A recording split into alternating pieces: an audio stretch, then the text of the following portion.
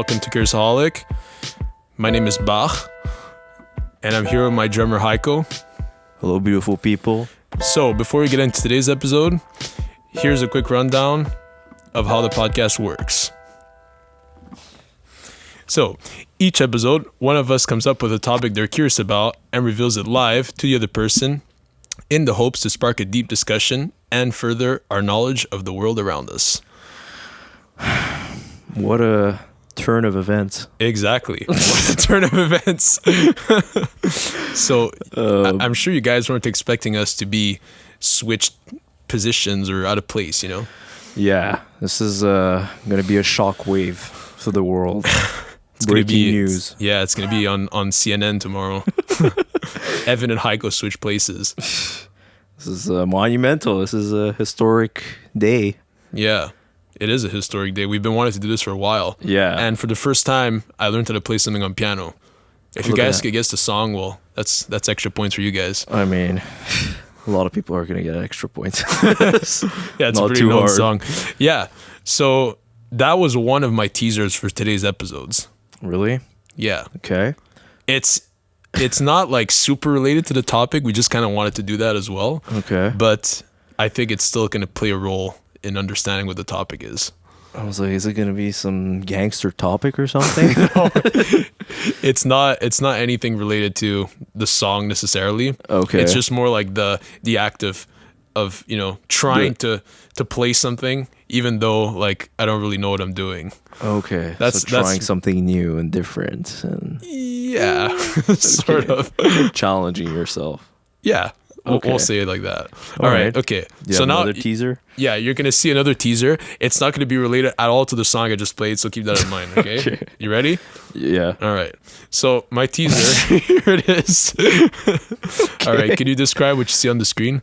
Can I describe? Well, I see Einstein and Elon Musk. Yeah. Okay. So that's my teaser. Wow. Okay. Can you figure out what the topic is based on these two people on the screen? Oh my God. What about geniuses? No. Oh. Okay, so I'll give you a hint. Albert Einstein basically discovered his theories by applying more observations and, you know, deep thinking, kind of like us on this show. Okay. Whereas Elon Musk is more of a hands-on engineer, and he puts things into practice, and he develops things. He's more like a hands-on guy, you know? Yeah. Okay. And what do both of them have in common or something? Actually, the opposite of that. What don't they have in common? Oh, what don't they have in common? Interesting. What don't they have in common? Well, what they don't have in common is their approach, right? We just described it. So, okay. So Einstein is observational. Is more observational, and Musk is more hands-on. Two different scientists, obviously great at what they do. Okay. But they have different approaches. Okay, and what differentiates them? Yeah, what differentiates them? We kind of already said it. Okay, so you want me to tell you what the topic is? Yeah, go ahead. Okay. Right, I guess so, up a little. This topic was given to me by one of our biggest fans of the show. You probably know who the biggest fan is. Also biggest fan of Bach. So, yeah. So if you know who Tell you me are. about it. All right, so the topic is, you ready? Drum roll, please. Well, no drum roll today. Oh. All right, so it's theory versus practice. Oh my God. Oh my goodness. So do you see why I'm at the piano? I understand basic music theory, right? And now you switch plays so you could practice it? Well, not really. Like, in theory, I should know how to play piano because I play guitar, right? Okay. And I kind of have basic understanding of music theory, of chords. Yeah. Just general stuff about music, right? Yeah. But in practice, I sucked at piano. So there you go. Okay. So that's kind of the topic we're going to be discussing today. Okay. So we're going to be exploring these two different, I guess, approaches to, you know, science, but also just in general in life, right? This could apply to so many fields. Yeah, I mean, like theory and practice, those are like the two things just in education in general, you know. any class that you learn in, the teacher always says, "Listen, guys, this is theory, but in practice, it's always different. It's a different It's story, a different right? story, yeah." And that was my point with the piano. Like in theory, I should be able to play that, but you know, you guys can be the judge on how bad I was. Yeah, because I get it. Because the mere understanding of like notes and chords doesn't necessarily enable you to become the next Bach. Yeah, exactly. Yeah, I will not be that person. Yeah, exactly. So yeah, that was kind of the idea. Hope you like that teaser. Yeah, sure. It was interesting way to set it up. Yeah, I don't know. I had that idea before coming here that we should switch places, and it worked out. Or maybe it was Evan's excuse to be at my piano. Yeah, a little bit. Be on the commander chair. We're testing out different mic setups as well. You know. Yeah. So like that's the theoretical mic. This is the practical one. That's the practical one. Oh no. Yeah, so there's that. Anyways, so just to segue into the topic, we're gonna read some quotes from both these people that we were talking about, so Einstein and Musk, and see how their logics kind of differ in that sense, and see how they have different approaches in general. All right. So this one from Einstein, I found it really cool because it really tied into today's episode. Okay. So actually, if you guys been following us for a while, you know that one of Einstein's quote is kind of one of our... It's in our description. Yeah, it's in our description of our podcast about curiosity. Mm-hmm. So if you guys want to read that one, you could go check out our description. But yeah, so today's quote that I selected for Einstein is a little different and it relates to today. Mm-hmm. So I'm going to read it right now. Yeah. So in theory, comma, I said the comma or else this won't make sense. Yeah. In theory, comma, theory and practice are the same. In practice, comma, they are not. Huh. So that's a funny. Yeah. It's a really good way to put it. Do you understand the quote? Yeah, because there's one section about theory and another section about practice. So he's saying in theory and practice are the same, but in practice, they are not. Exactly. Yeah. So it's a really clever way to put it. Yeah. So I really like that quote. Okay. So Elon Musk, the quote I selected for Elon Musk is completely different, and this is just going to show the two different perspectives, I guess, in that sense. So I'm interested in things that change the world or that affect the future, and wondrous new technology where you see it and you're like, wow, how did this happen? Or how is this possible? So, you know, he's more interested in the practical and, you know, making things technical and right. Just developing the human race. That's his goal, right? Yeah, he just wants us to become robots faster, as fast as possible. He's doing pretty good at it so far. Yeah, putting chips in our head soon.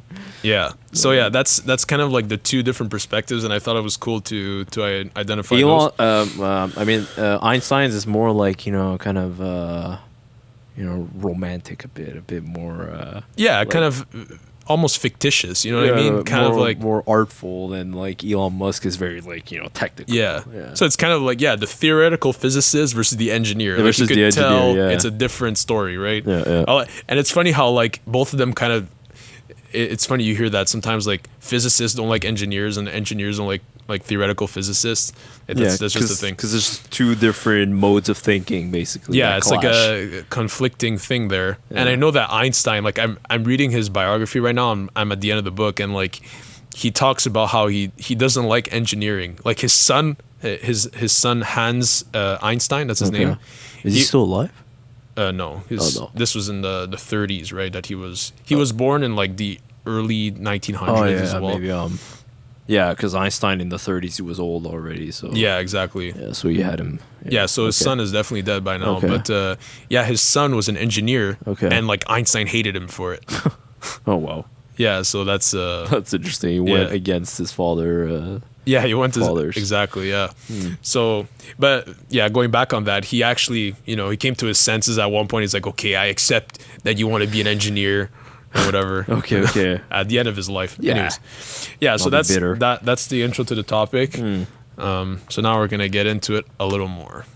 So now we're gonna define theory or versus practice, right? Okay. So this is actually a definition I kind of came up with. So let me know if you think it's good. Okay. So you made it up yourself. Yeah. So one thing I didn't think through today is that I don't see very well. So I have kind of trouble seeing what's written on the screen. Oh but yeah, because I'll do my best. Some of the letters. So theory is a conceptual interpretation of a field of study and usually the backbone of the practical component, right? Yeah. Is that a good definition?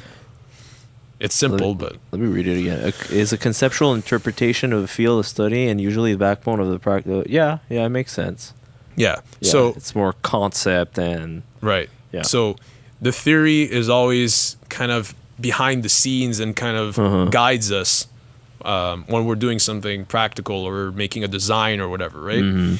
And practice is the actual application of the field of study and its real life implications, right? So it's just the hands-on and yeah. So that's good. A little really simple distinction. simple I mean, definitions. yeah. So these two are obviously kind of like self-explanatory, right? Like everyone kind of knows what theory and practice Intuitively is. understands, yeah. Yeah, but I think for the purpose of this episode, it's a good idea to like just define them separately. Yeah, of course. Just to know what we're really talking about. Yeah. Get specific. Let's get specific here. Like Jordan says. Oh Jordan yeah, Jordan Peterson. Yeah. He likes to be specific about things, you know? So he's more of a. Is he a practical or theoretical guy? Oh yeah, good question. Is he? Does he have balance? Maybe. I guess both. Yeah. Yeah. Okay. Yeah. Exactly. So that's Balance is key then. exactly, Okay. and that's where I kind of want to bring Is this. that where episode. we're going Yeah. to? Yeah. It's because Of yeah, course. there's the two extremes, right? There's like really theoretical guys, really practical guys, or girls, like obviously, and yeah, So it's, we're trying to find Yeah, which is just- best, or sorry. so we're trying to find which is best, or if we strike a balance between the two. Exactly. That's Yeah. going to be kind of the purpose. Okay. And yeah, so like I said earlier, we're not just putting this in a scientific context. This transcends to different areas in life. So Yeah. keep that in mind as well. Just in general. Okay. So last point on this, do you recognize this picture that I Oh posted? yeah, the picture of like the Earth, warping space and time. Yeah, basically, exactly. Yeah. So bending space time. Yeah, bending, So yeah. that's I'm putting teasers for what's to come in the, Oh, okay. We're gonna dive into some physics.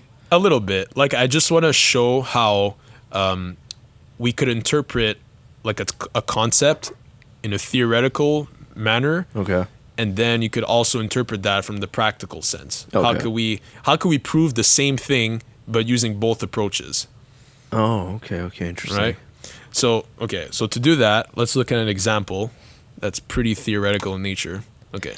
So let's look at an example of a theoretical approach. Okay. Okay. So something that's theoretical, back on Einstein, is his concept of general relativity. Okay. So first he came up with special relativity. Okay.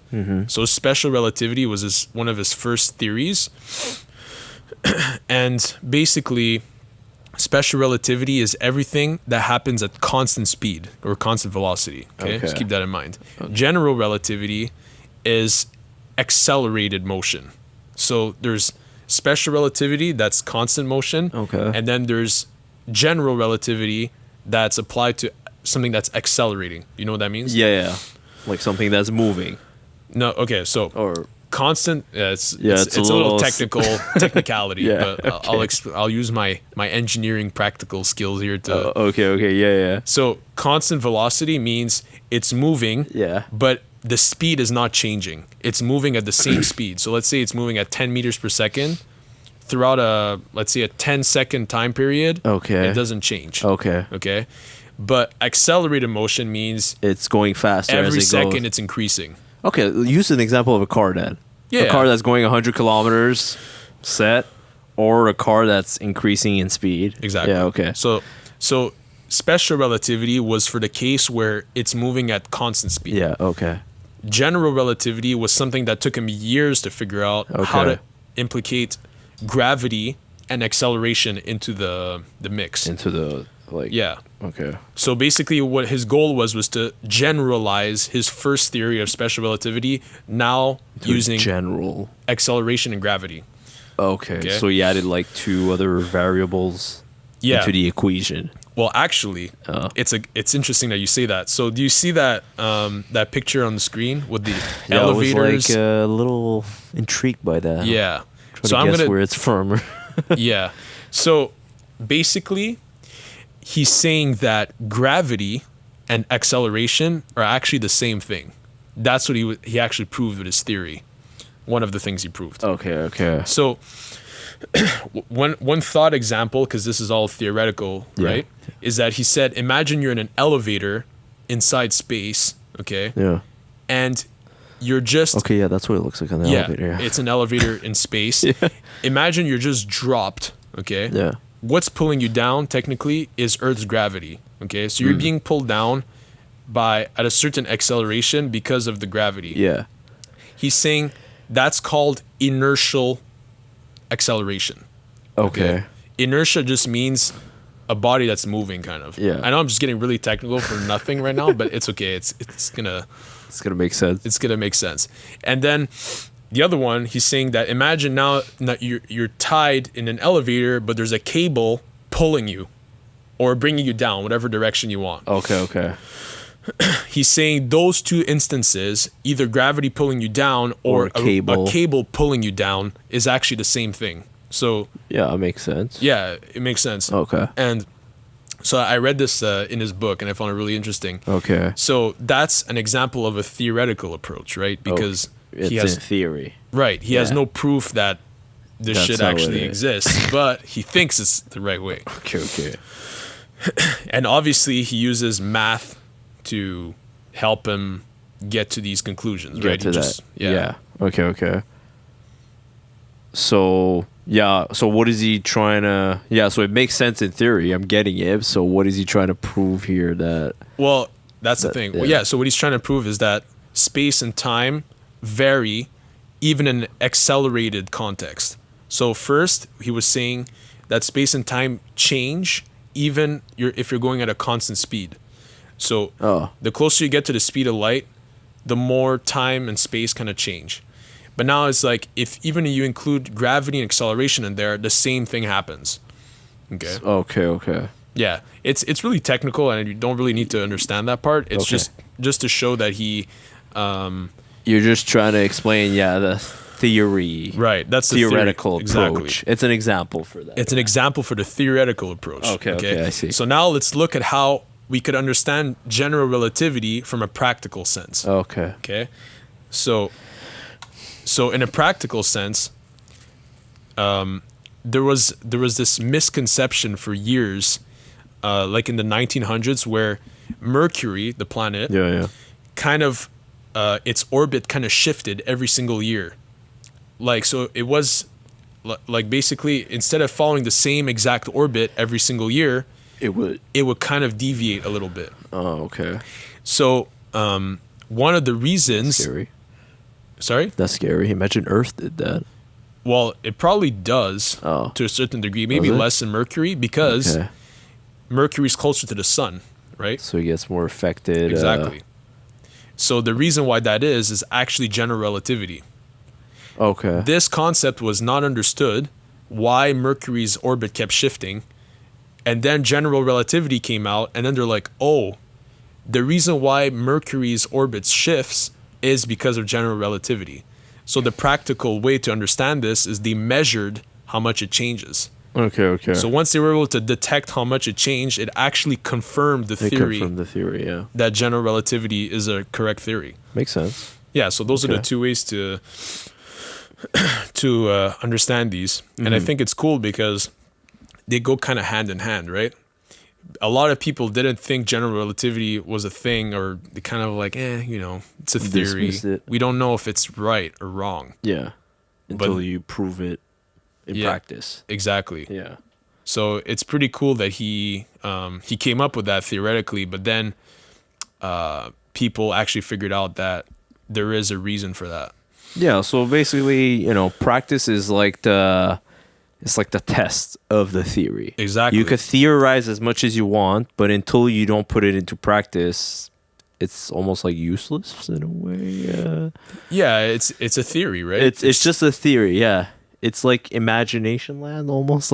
Yeah, it's almost like, do we know if this Einstein guy is just, saying whatever, on a lot of drugs or something? A lot of drugs, saying a lot of crazy things. Just spitting these, Yeah.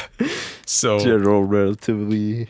Yeah, he's spitting these equations out like, Like, okay, space and time. It's like, yeah. pull the elevator in space, or gravity pulls How you does down. he think of that? Like, how do you think of this, this analogy? example. Right? It's pretty far fetched, but it's pretty that's why impressive he's, that he came up with that, because it turned out to be correct.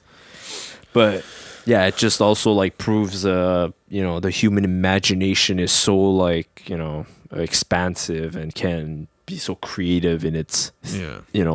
theorizing. And yeah. You actually made a pun without realizing you made a pun, but that's okay. Oh, did I? Yeah. What? Einstein also proved that the universe is always expanding. Oh. Just like our minds. Yeah.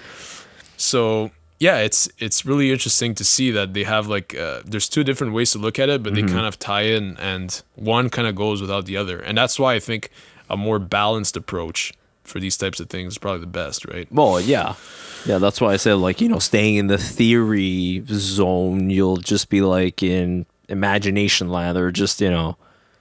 it's just, theorizing, conceptualizing. Okay, cool. But until you don't practice it, you can claim so much in theory. Exactly. Yeah. Until someone proves that you're right or wrong. Or disproves. Yeah, exactly. So one or the other. Yeah, so just a little more information on this. Okay. When someone had the idea to measure the change in the orbit, Einstein was really for the idea. Now he was interested in the practical, because he's like, yes, it's gonna prove my theory even more. Yeah. So in this case, he was happy that someone came up with this idea. Okay. Yeah. So, or else you would have stayed in imagination land. or else we've still been imagining about these things. It's but just like, oh yeah, could it be? Yeah. Yeah. It's pretty cool, because like his theories were so accurate that even now, like on a practical level, again, let's say we send like certain GPS or satellites into space, we need to like back up the clock to account for the difference in time that's changed. Yeah. Okay. It's pretty messed up. But yeah, it basically predicted so much of like, just the interactions we have with space. Yeah, exactly. Basically.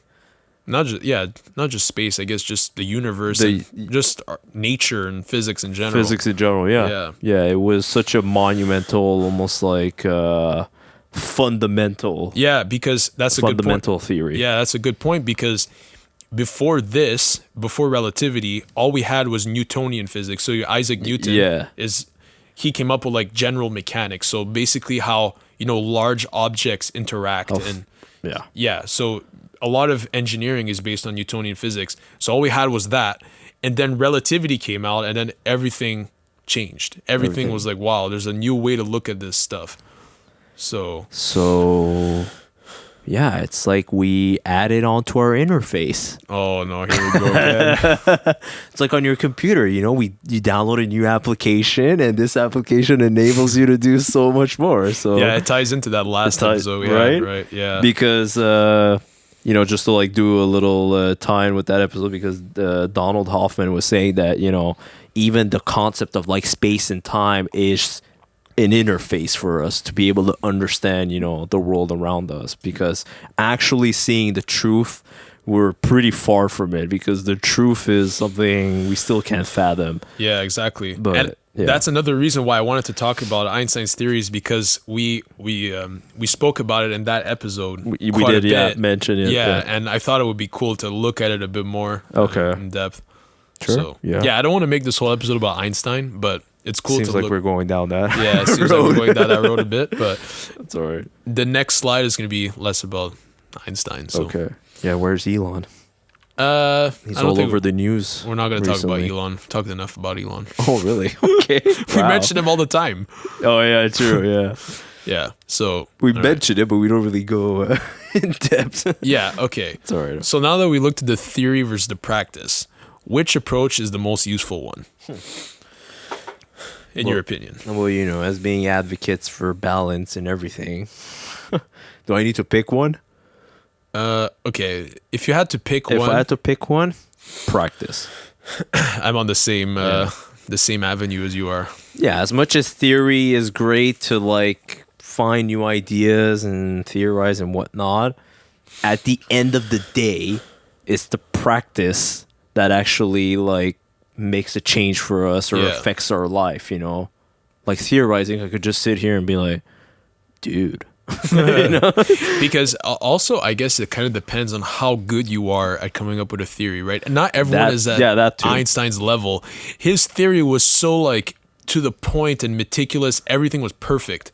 Like he saw every Right. little variable in Exactly. his equation or right. theory, yeah. So depending on how good you are at predicting things, like you might not be that good at when it comes to the practical afterwards. Like an example that comes to mind is, let's say you're an engineer and you have a design, right? And then you're like, wow, in theory this design looks great.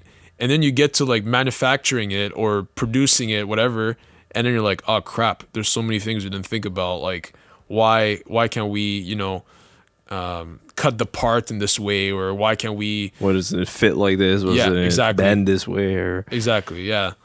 So there's so many things that could go wrong, and that's happened to me like throughout engineering. Like like in engineering school, for example, we thought of a certain design or whatever, and then it we turned tried manufacturing it or something. It didn't work out. But yeah.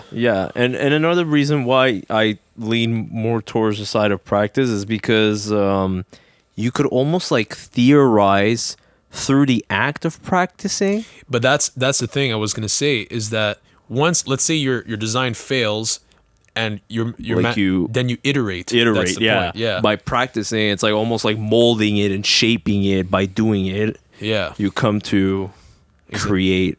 Exactly. But obviously, I guess those are more like things that are related to material stuff. Yeah, it's just, well, even like IT and software, right? Like you could have like a good Okay. design in mind for like this app or whatever that you're coding, and But then then your code is, you know, It's in missing theory, some things. yeah. Okay. Because there's different way to write code, right? There's like pseudo code where it's kind of high level. This is the code we're gonna write, Oh, okay. and then when you come down to actually programming, you're like, no, it doesn't compile properly. There's something that's not going right. And I think, yeah, like,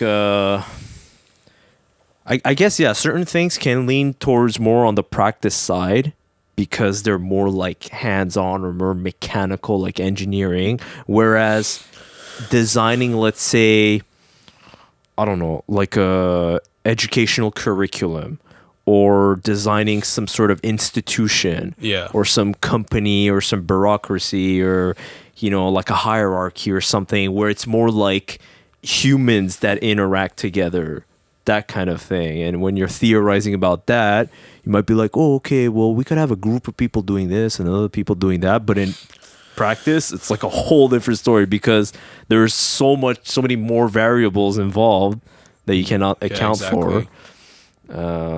So yeah. certain things you need to, I guess, theorize more than. Yeah, well, that's the thing. I guess, like, yeah, if I had to pick one, I guess the practical would be more useful. Yeah, Because, me too. yeah, like we were saying, but I think a balance is also probably the better approach. Yeah, definitely.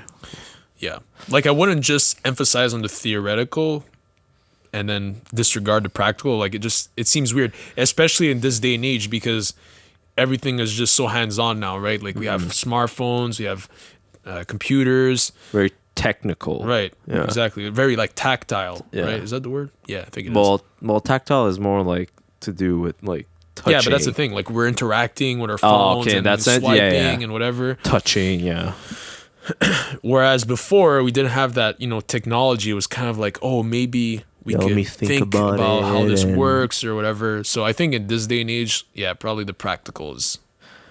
Okay.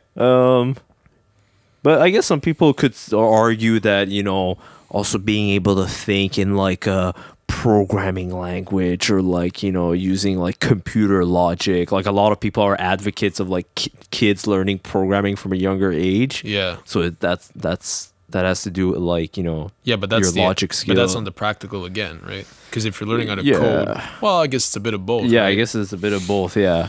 Because to program, you need to be able to have a lot of like to give an example, like in my work, you know, it's not really part of my job really, but I was, you know, tasked with like, you know, kind of improving this portal. So it's sort of like programming, but I'm not like coding. It's more like, if this action equals this, show this. And I'm like, man, it's like it's simple things, but like the logic that involves and like, the theorize, process. it's such a pain to like exactly. get one simple click to work. Yeah. So that's a good point. So I guess we're leaning more on the practical, but at the end of the day, probably balance wins, right? Yeah. No, I agree. So that was for that. Okay. So, so how does this apply to other areas of life? Yeah, besides physics and all that. Yeah, besides like science and all these things. Well, okay, so you have a few have a couple areas here, like sports. You could be good at in theory, like you understand how powerlifting works, or you understand how the game of hockey works, or soccer. Yeah. But are you going to be good at the sport? But like you see, like let's say sport, I would tend more towards practice. Exactly. Yeah. Because theorizing sport is a bit like, okay. Unless you want to be a coach or something. Yeah. Where like, okay, defense is here, attack is there. But even at that, having practical experience, you're going to be better at being a coach. I'd say it's a bit more value. Yeah. Okay, yeah, true. Yeah. Like, let's say a powerlifting coach, like, I wouldn't necessarily take a coach that just has never lifted studied theory. Life. Yeah. Yeah, exactly. Because he didn't have the hands-on experience of like actually lifting the weights and like. Yeah. I heard something from Stan Efferding. It's like, what speaks more? A diploma in like this exercise science shit, or like 800 pounds on a barbell? Yeah. At the end of the day, you're always going to lean towards someone that has the actual experience. Yeah, exactly. It's like someone once said, everybody want to be a bodybuilding coach, but nobody want to lift no heavy ass weights. Ronnie Coleman. Yeah, Ronnie Coleman. Yeah, so exactly. So it does apply to sports, and then it applies to education, right? Like, yeah, like I mentioned before, like, the theory. Oh, okay, in education, yeah, in every class, the teacher is always like, this is the theory, but in practice, you should practice, it'll be different. Yeah. Many times I read the theory, and then I got to like solving a problem, like an engineering question. No, then I understood nothing. Because in practice, it's so different than what they were saying in the textbook. Right? Yeah. Okay, in that sense. Yeah. Yeah. But at the end of the day, you're right too. Like after practicing, then you get it. But if I just read the textbook, like what is that going to help, Yeah. It's the theory is more like just to have the foundation and then you build upon that. Exactly. Like it has somewhere to stand on. Yeah, like the backbone. That's what I was saying earlier. Yeah.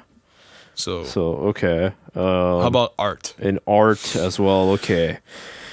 Well, art. I mean, there's so many art forms. Like painting. Let's say painting. Yeah, painting. Okay. Yeah. Again, theory. I mean, you can brush the stroke this way. You can draw this circle. Exactly. But again, these examples here, they tend a bit more towards the practice side. Yeah, I know. I didn't really bias anything. I just... Oh, okay. I'm just trying to see, how does this concept, theory versus practice, apply in life? But again, we're seeing that practice kind of always prevails. Prevails here a bit more, yeah. Because, again, like artistic things, especially like creative, endeavors in life, you can, learn the theory, but doing it really clicks. Like, just to give an example for myself, just to do a little tangent here, we have a reveal to do, right, to our audience. Oh, I forgot about that. Well, we will continue the subject, but you want to reveal or I reveal? Yeah. Haiko and I are getting married. Oh my goodness. No. Oh my God. Where's the ring? All right. No, that wasn't the reveal. Joke. Okay. You want me to reveal? Yeah, sure. Go ahead. Okay. So last episode, we said that there was an Easter egg. Okay. And we had someone that did someone guessed the comments. Yeah. But to reveal to reveal to everyone. So we have a new camera. That was the Easter egg. So we wanted you to notice the crispy quality, HAIKO'S face skin. in high def.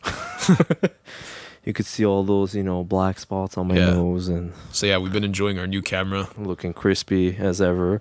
But just to tie back in, like about theory and practice, right? So when I got this camera, for example, started using it, like, because beforehand I had watched a lot of videos about cameras and like aperture, shutter speed, ISO, whatever, all these like settings to like set your camera up, and it never clicked in my head until I got it and actually used it like a ton. And I was like, oh, okay, now all of this videos that I was watching make sense. Exactly. You know? Yeah.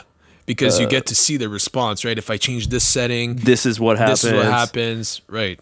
So you see it like in real time. But if you just look at videos, you're like, okay, like how does this help? You know? Yeah, it's just like noise. It's just like, Yeah. okay. It's kind of to have like like a framework to work with when you have the camera. Like, okay, this is what I should look for. This is what I should click. This is what I should adjust. Whatever. Yeah. And then when you have it in your hands, then you could actually see the impact it has, right? Yeah, exactly. It's almost like, like the theory is like a trampoline on which you can jump and be like, oh, okay, now I see what's going on. You know, now I Exactly. understand. Experiment. If you don't have that basis, you're just floating in midair. So the last little area of improvement is music, and that was what we just proved right now. Doing music, yeah. There you go. So that's those are the areas of life, I guess. Well, there's obviously more, but those are some examples. Yeah, and for music as well, like again, I tend more towards practice, but obviously theory has helped me to like improve. Oh, definitely, Because if you just like mess around, you could do some stuff, but you're not gonna get too far. Yeah. So I would say this is like kind of that's the interesting part where like I think we have two different like musicians here. HAIKO'S more of like a good songwriter, understands like keys and different elements of songwriting, but I'm more of like a practical, like practice like hard riffs, just like keep repeating the same riff. And I think both of them are important, but I think in music it's really important to understand the theory because it helps you become a better musician at the end of the day. Yeah, it's really like it's your foundation, Like, if you don't know the theory, it's almost like you don't have your floor on which to stand on. Yeah. If you don't have the theory, you're just floating and pressing a note here and pressing a note there. Yeah. But if you have like a foundation, okay, these are chords, these are, scales, whatever. Yeah. This is tempo, how it works, like time signatures, so many things that go in, rhythm, right? melodies. Yeah. So it's cool, yeah. It's so that one I would say awesome. Balance between the theory and practice. Exactly. Yeah.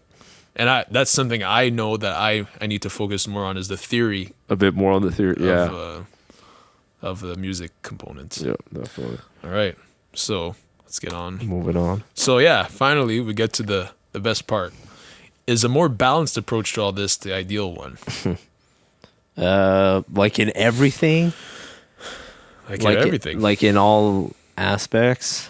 I don't know if it's in all. I don't know. Yeah, I guess in all aspects. Just theory versus practice. Is a balanced approach the best one? I think in general. I think in general you won't go wrong. Yeah. You won't go wrong. Yeah, you won't go wrong if you have a balanced approach. Like, if you want to favor one side a bit more, exactly. It's fine. It's a question of preference. Yeah, like we just compared the thing with music, right? Like both of us kind of have a basic understanding of theory, and both of us kind of have practiced enough to be like decent or whatever. Okay. I would think so. Yeah. No. It's like some people just in general and in life tend towards certain things. It's fine. Yeah, it depends on how you are. Exactly. In whatever other aspects in life, some people love, exercising 10 hours a day. Others just do it an hour or something like that. But everyone, how do you say it? Everyone like sees the consequences of their choices, really. Yeah. If you like prefer, like, let's say just practicing, but not really learning the theory, then you kind of start to feel like, oh, okay, I'm missing on this theory, And if I just, conceptualize it, theorize, how could I, structure this and whatnot, then I'm missing on the practice. Yeah. But I that's think music my choice. is a really good example for this. I That's guess. kind of why I did that. Oh, okay, just to prove to prove that.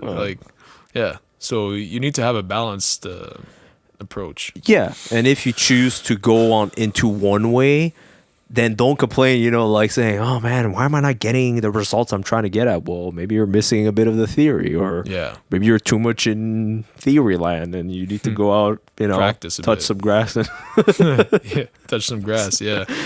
get out into the world. So that was Okay. I think our consensus from the beginning was a balanced approach would be best, but now we kind of concluded that as well. Yeah. All right. So, any final Okay. thoughts? Any final thoughts? Yeah, I mean, just like we kind of said, I think both of these approaches have their own place. Yeah, they balance. go hand in hand, really. So Yeah, exactly. So just how you guys could tie this to life, general life is, whenever you tackle something difficult that you have never tried. Like for me, example, playing piano today, it was like kind of, well, I've tried, I've played with the notes and stuff, but I've never actually sat down and tried to play a song. Well, it's good to understand both the theory and the practice because it will help you. Mm-hmm. Like from what I realize is that when I play piano, I feel like guitar is maybe a little bit of a more difficult instrument to get a hang of at first because I'd say so, yeah. With the fingers, it hurts. It's and more whatever. technical. And then that just being able to play guitar, when I went to the piano, I was like, oh, I kind of understand the chords a bit. I kind of know how it's supposed to sound or whatever. So it does help with that. So whenever you're trying to tackle something new, it's good to have the theory and the practice. The theory, yeah, both of it. And yeah, and if you see that you're missing something or you're feeling like you're lacking, maybe you're leaning towards one end more than the other. So, Yeah, just exactly. got to balance it back a bit, see where you're lacking. You got to switch places. Get it? Yeah, just like us. Exactly. If you're playing the piano, grab a guitar. Exactly. If you're sitting on a couch all day, sit down in a chair. Sit down in a chair. Or no, go move. Move your way. Yeah. All right. Well, anyways. I don't really have any other final thoughts. No. Yeah, I think that concludes it. Yeah. Interesting topic. Didn't expect that. Yeah. So it was a cool one. Thanks to our favorite viewer. All right. So hope you guys enjoyed that episode. You guys could check us out on all your favorite streaming platforms: YouTube, Spotify, Stitcher, Apple Podcasts, Google Podcasts, almost every platform you could imagine. So yeah, leave a comment if you like the video. Let us know what you're curious about, and maybe if we find that one of your topics is interesting, we could use it, such as this one. So sure, yeah. Leave suggestions if you'd like to. So we will roll out here in a band. Yeah. All right. So this time you actually get to say "play us out," because I usually say that. Oh yeah. Play us up. All right. 3, 2, 1.